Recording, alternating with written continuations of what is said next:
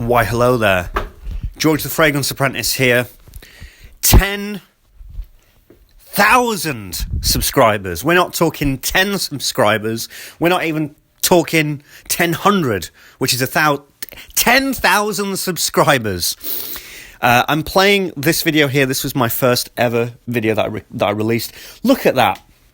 Look at the amount of hair that man has. He doesn't know what he's about to lose. Also, this is incredible. The shot composition is absolute shit. What is this? What is this? What is this? I look shorter than I actually am, if that's even possible. I want to say this very quickly. When this video was released, the fragrance community was a lot smaller, and to even get 5,000 subscribers was a big deal. 10,000 subscribers was just almost impossible. And when I first started, I never thought I would get to 10,000. So thank you so much.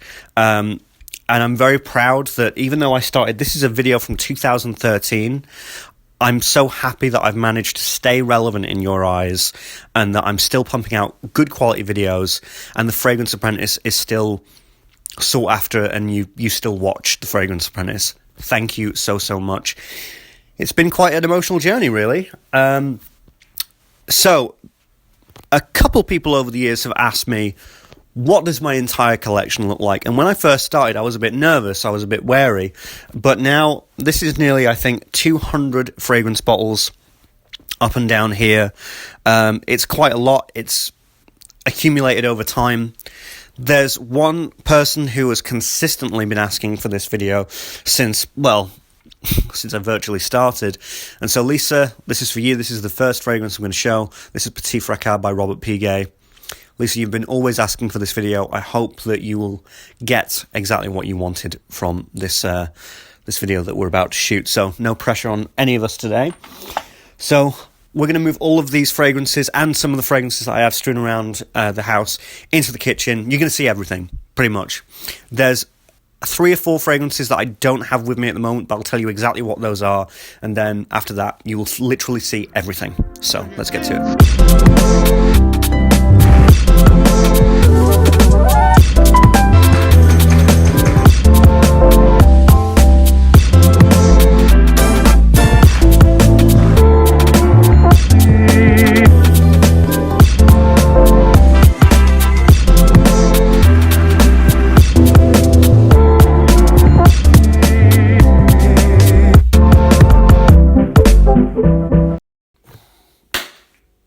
You see, a lot of people would look at all this and they might just see madness, obsession, or they might just see a load of aftershaves, a load of colognes, a load of scented water.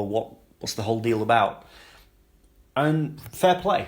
I totally understand. I get that, and there will be some people who have that perspective, and I totally understand. But you see, to me, these aren't just fragrances. They're a jungle of my memories.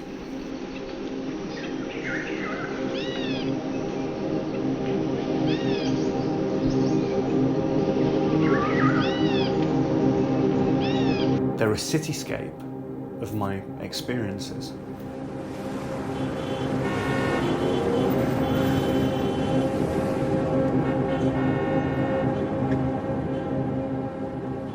Each one has a unique story. The olfactory system, your nose, your sense of smell, has a direct link to the hippocampus of the brain, which is the memory center of the brain. So each time I smell one of these, it gets a free ride through all of my memories, and that's why it's such a powerful experience. Say, for example, this right here. I smell this. I'm in Santorini, Greece, last year, where I met a really good friend called Haley for the first time. That's just great, and that's just all in this bottle. As soon as I smell it, I'm there. This little guy right here, I smell this. I remember the whole experience of shooting with one of my best mates in this whole community, Chris. When we shot the 2 videos of The Dark and Light, I remember the rain pouring as I was directing him. I remember us drinking a ridiculous amount of whiskey at his whilst we filmed my section. Just amazing. This one right here, Hugo Boss Bottle Dude. If I smell that, I remember filming my top 10 autumn 2016, which was one of the most successful videos I ever did. And this one right here, I remember going to Los Angeles in 2017, walking downtown. I couldn't believe that I was there. I'm just a British kid from, southwest Scotland. And the fact that I was in Los Angeles pitching a feature film, as soon as I smell this. I remember the pool that was there at the hotel. I remember meeting a lot of good people. It's just all there. I'll never fully be able to forget all of my experiences because they're all here. They're all right in front of me. In a large way, you're looking at many, many different chapters of my life. So it's very powerful in that way. So, I'm guessing there are a few things that you want to see, and one of them being the most rare things that I have in my collection. So, let's go and take a look.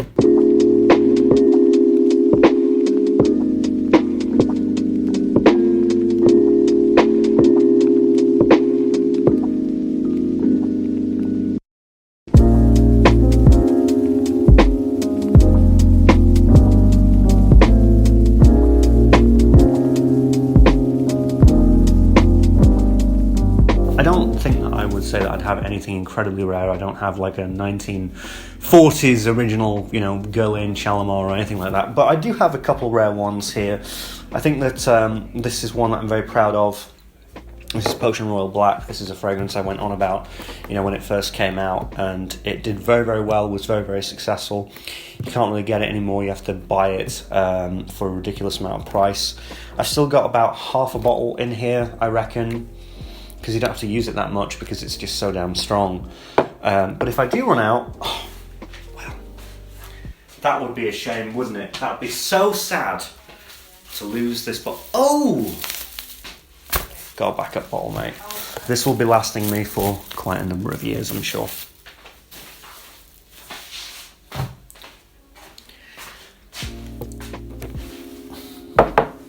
Ultra Zest is, I'm the envy of some people for having this bottle. I don't have a lot of it left because it's just so gorgeous and delicious, but I really love this, and I wish Mugler would re-put it out there because it is just so fantastic. Great fragrance that I've really enjoyed. Again, memory wise, this reminds me of when I was in film school. I wore this a lot throughout my days of film school, so it's a happy little memento of that time. I've got an original formulation of Nautica Voyage, still full, really. Apparently it has been reformulated, and it's been reformulated very badly, and doesn't smell anywhere near as good. It's pretty much water, but I've got an original bottle here, so I'm good. I've got a Skada Magnetism that's very old. I bought this on eBay.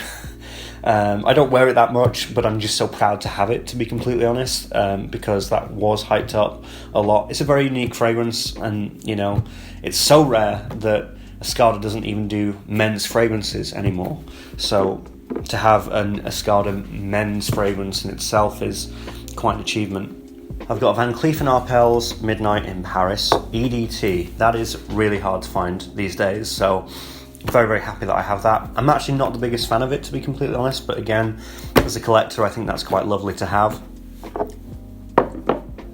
I have a limited edition 2012 L'Odyssée Pour Homme Summer Edition. This is probably the best summer edition I've ever smelt of this fragrance. So glad that I've got it. I wear this a tremendous amount, actually, in the summertime, and I just try my best to not go overboard in the summer, but it is a giant 125 milliliter, so I can, but this smells amazing. This is a really, really fantastic designer summer fragrance. I've got a 2007 edition Lamal Scuba, which is basically Lamal, but it's before it had the 2011 reformulation, which stopped it in its tracks, to be completely honest. This is a lot more earthy with the lavender. It's an absolute beast. That lavender vanilla combo is just like smacks you about, and it's amazing and very sexy, and I'm so glad that I have this. I also have the updated Lamal, And I got this about a year ago, and there's a really clear difference, unfortunately. I wouldn't say it's like as night and day as people would say, but the lavender is really toned down. There isn't as much earthiness. It's just a lot more sweeter, and I wouldn't say that the new version is necessarily a terrible buy, especially with the fact that they've toned down the price, but you know, this is the superior fragrance. I've still got quite a lot of it, and I'm very lucky to have it. I'd say that my prized possession in rare fragrances that I still have is this.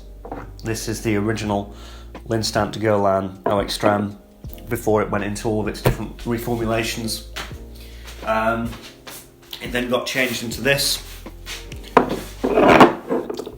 and then it got changed again and was put into a new bottle and became kind of unwearable in my estimations. You know, it's gone, it's dead and gone, and so I'm so glad that I have a little bit of this left. You know, it's not a lot, it's about 10-15 millilitres of it, but I mean, I can still wear this one, I can still enjoy this. I've got a couple bottles of this version, but the new reformulation is just completely forgettable. So this is probably my favourite rare fragrance that I have out of all of them. So let's go to the ranges that I have. I've got quite a few Dior Hommes. I have Dior Homme Intense, Homme Sport 2012 edition, and I even have Dior Homme Eau. I do have Dior Homme Cologne, but it's one of the 4 fragrances that I don't actually have here. In fact, there's probably more than 4 fragrances. There's probably about 6 or 7 that I just don't have right here, right now. They are buried in a storage unit somewhere in Warrington, and we're just once we move from here, we're gonna get all of that out. I've got 4 Angel Men's. I've got Pure Tonka, Pure Malt, Ultra Zest, and Pure Leather. Pretty happy with that. Don't really need the others. Pure Wood didn't really interest me. Pure Coffee, I've got better coffee fragrances, and I think that Pure Tonka kind of cancels Pure Coffee out, if I'm honest. And the original Angel is not anything that's really ever fully gravitated or pulled me in. I've got 2 Allures. I've got Allure Edition Blanche. Again, that's perfectly fine for me. I got 3 Hugo Boss bottles. I've got the original Boss bottled, Boss Bottled Tonic, and Boss Bottled Oud. Potentially the best from the range, apart from Boss Bottled Aromatic, which is better than all of them combined, and I am looking to get that. I've got 2 from the Vulgari range, Vulgari Man range. I've got Vulgari Man Extreme, and I've got Vulgari Wood Neroli. 2 phenomenally great fragrances. I want more from that line. You know, Vulgari Man in Black is really, really good. Wood Essence is something that I'm intrigued in. It's a really, really solid line from Vulgari, and you know, I wouldn't mind having a few more of those in my collection. I've got 2 La Nuit de l'Homme. I've got the original EDT La Nuit de l'Homme, a recent formulation of it, and I've got its far superior younger brother, La Nuit de l'Homme Le Parfum or Parfum. Oh my god, it's confusing. There's so many flankers of that thing. But to me, the Parfum edition is the best version of La Nuit de l'Homme. I'd recommend it over Electrique, and I have too many of those things. And strangely, I have 3 Versace Mans. I have the original, which is great. I have Oud Noir, which is good, pretty good. And I have Dylan Blue, which is what it is, to be completely honest. I find it enjoyable, but it's not something that I reach out to on a regular basis. I have 4 creeds. Yes, I do. I have Aventus, I have Original Vetiver, I have Royal Oud, Milice Imperial. Basically the 4 that I really want out of the collection. I have an Original Santal, but that's fake. I got it from wish.com. Fucking sucks. I have got a couple clones. I think that one of the more interesting ones is this one, Le Marnier du Spirit Silver. This is a clone of Aventus. This was before clones of Aventus were really cool, to be completely honest. So this is one of the OGs when it comes to completely ripping off Aventus. So there you go. Speaking of clones, yes, I do own free doers. Yes, I did buy them. I bought them myself. I'm going to be doing a video on doers soon. I'll just give you a bit of a rundown though. I've got Casino Royale, which is a Baccarat Rouge 540. Pretty decent actually. Probably the most impressive clone that I've got in my whole collection. And then it's kind of all downhill from there. Got Reflection Man 1, Desert Reflection. That's about half Reflection Man. With like a load of ginger. It's good. It's pretty decent. They're very highly concentrated. But then there's this, and this is Fatal Vanilla, which is of course a clone of Tom Ford's Vanilla Fatale. And this is absolute shit. It's complete trash. Doesn't smell anything like Vanilla Fatale. It's just a lipsticky vanilla bomb of obnoxious, over-the-top notes that smells very synthetic and not very good. So I can imagine that they're kind of a hit and miss brand in that respect. But yeah,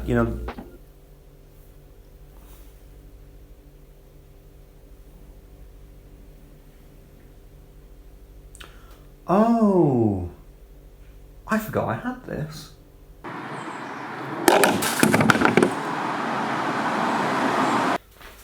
So yeah, those are all the clones, if you will, of that I've got, and yeah, but mostly I have original artsy fragrances, and those are the things I'm very proud of. So obviously I'm a huge kind of aficionado of fragrances that are incredibly artistic and push the boundaries, and really want to create something that is unique and that is different, and really try and tell a story and be brilliant and artistic. And I'd say that I've got 5 fragrances that to me are just that fantastic. I'm going to start off with Keist. Keist by Slumber House is basically the fragrance that kind of converted me from just only being interested in designers to looking very seriously in the indie part of the fragrance world. Niche are things like that are considered Creed or Parfums de Marly or Amouage. They are big business fragrance companies that, although they are somewhat pushing the boundaries, they're still quite safe in the remit of, they have a good consumer base and all that stuff. But Keist is a guy called Josh Lobb, who makes the fragrances, and I don't know if he's a one-man band, but it's a very small scale production, and these are the fragrances that are the indie fragrances where things get a bit wild, a bit more out there, and Keist is just amazing. It's got this peach and hay kind of vibe, and it's just autumn in a bottle, a warm autumn like I could imagine in South America, south of the United States, places like Georgia. That's what this was based upon, and it just creates and captures that perfectly.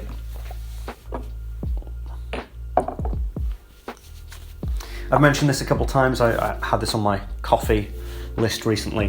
Sebastian's Espresso Royale. It just smells like you have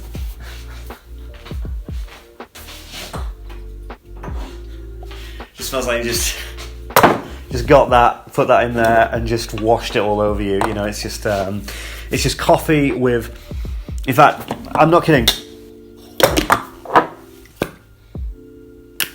Rick, right, smell that. Right. Yeah. I've been showering wrong. That's literally it. But with all right, yeah. So it's that, but with Bailey's or something, like a liqueur or something. You know what I mean? It's literally just freaking amazing, outstanding. Everybody hates it. You can't wear the thing. I remember somebody saying to me, I like it, but you couldn't actually wear that. And I was like, watch me try. Right. Another one would be Imaginary Author's Memoirs of a Trespasser. This is fantastic, and I just love the packaging and everything. And just the whole philosophy of how this dude makes fragrances. I need to try more of them. I need to really get up on them. But this is just a beautiful way of tackling vanilla, and it has a sawdust-like note. and scent that goes in with the vanilla, and it's just very unique and fantastic. The big fragrance that I'm hot on artistic wise, where I'm like, this is yet again, we're going to yet another level of perfumery art, and probably my top tier artistic expression in fragrance has been this recently. This is Bahique by Renier. This is about a shaman, a Cuban shaman, and just when Renier told me what this was, I was stunned, because I was like, you've literally put that image of what you're saying, of that story, into a fragrance bottle. So he had a vision of what he wanted, and then he put it into a bottle of fragrance, and that to me is just absolutely amazing.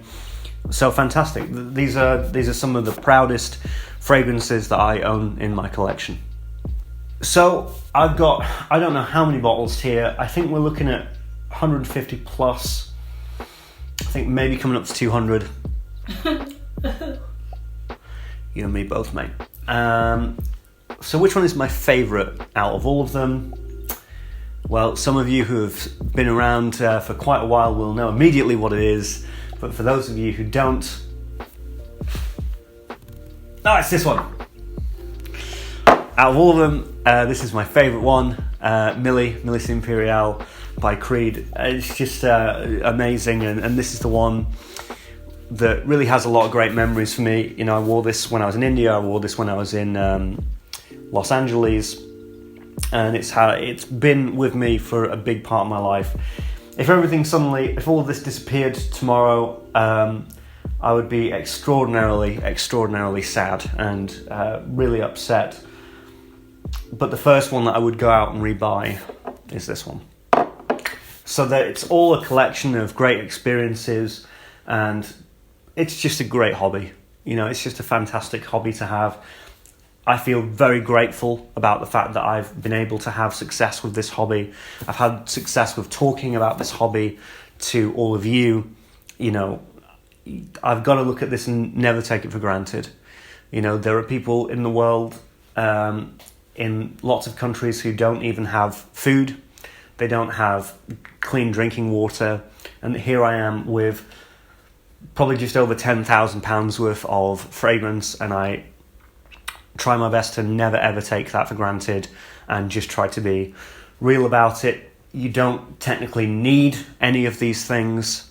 They are luxuries, but I am lucky to have it, and thank you to everybody for 10,000 subscribers for keeping me in this hobby, and I give to you my collection. Cheers. I'll see you tomorrow. If you like this kind of content, then please hit subscribe, leave a lovely comment. What is your collection like? What is your favourite in your collection? One that you just couldn't ever live without? Let us know down below. Until tomorrow, I'm the Fragrance Press. Don't ever ask for another collection video, because this took for fucking ever. But thank you. He's not wrong.